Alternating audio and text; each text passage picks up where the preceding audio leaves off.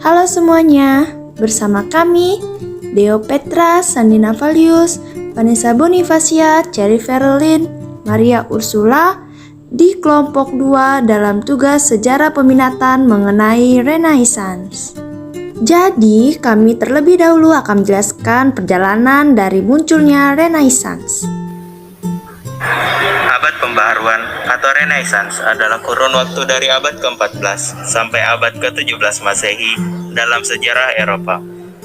Kurun waktu ini merupakan masa peralihan dari abad pertengahan akhir ke zaman modern.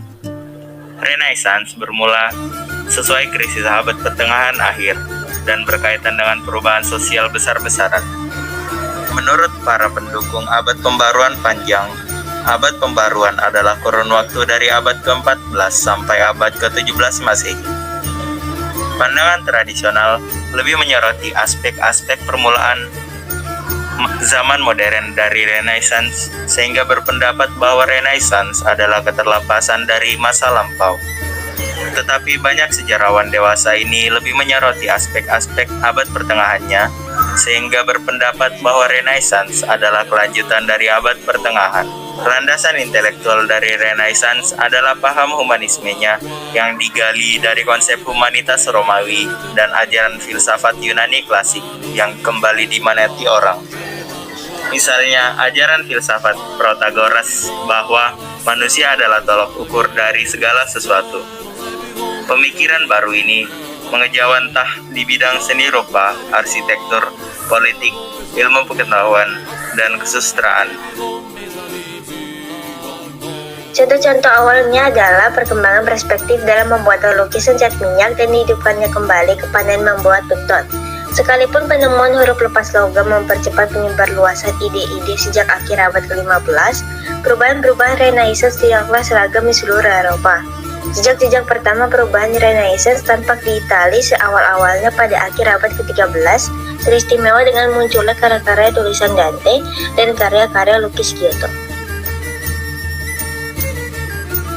Sebagai gerakan budaya, Renaissance mencakup pengembangan inovatif di bidang kesusastraan Latin maupun bahasa sehari-hari yang diawali dengan dihidupkannya kembali kegiatan belajar mengajar yang berasaskan sumber-sumber pustaka klasik pada abad ke-14.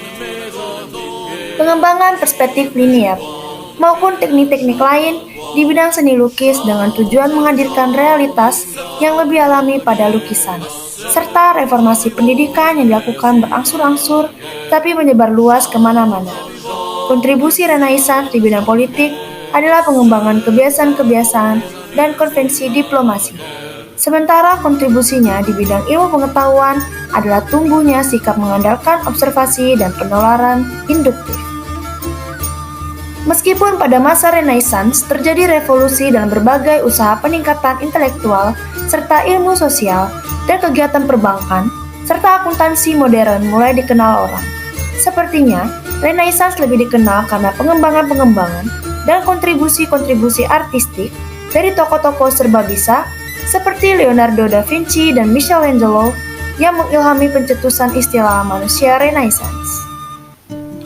Sesudah mengalami kebudayaan tradisional yang sepenuhnya diwarnai oleh ajaran Kristiani, orang-orang kini mencari orientasi dan inspirasi baru sebagai alternatif dari kebudayaan Yunani Romawi sebagai satu-satunya kebudayaan lain yang mereka kenal dengan baik.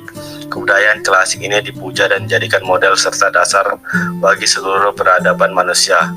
Dalam dunia politik, budaya Renaissance berkontribusi dalam perkembangan konferensi diplomasi, sedangkan ranah ilmu pengetahuan, gerakan Renaissance membantu meningkatkan ketergantungan atau kebutuhan atas hasil pengamatan atau observasi. Sejarawan sering berargumen bahwa transformasi intelektual ini adalah jembatan antara abad pertengahan dan sejarah modern. Konsensus Renaissance. Renaissance dimulai di Firenze, Italia pada abad ke-14. Berbagai teori telah diajukan untuk menjelaskan asal-usul dan karakteristiknya. Berfokus pada berbagai faktor, termasuk kekhasan sosial dan kemasyarakatan dari Firenze pada beberapa waktu, struktur politik, perlindungan keluarga dominan, Wangsa Medici, serta migrasi sarjana Yunani dan terjemahan teks ke bahasa Italia setelah kejatuhan Konstantinopel ke tangan Turki Utsmani. Kata Renaissance yang terjemah literal dari bahasa Prancis ke bahasa Inggris adalah rebirth atau dalam bahasa Indonesia kelahiran kembali. Pertama kali digunakan dan didefinisikan oleh sejarawan Francis Jules Michelet pada tahun 1855 dalam karyanya Histoire de France. Kata Renaissance juga telah diperluas untuk gerakan sejarah dan budaya lainnya seperti Carolingian Renaissance dan Renaissance dari abad ke-12. Nah, itu tadi adalah penjelasan mengenai Renaissance. Semoga bermanfaat dan terima kasih sudah menonton presentasi ini. Sekian dan terima kasih. Salam Franciscus Pace Ebene.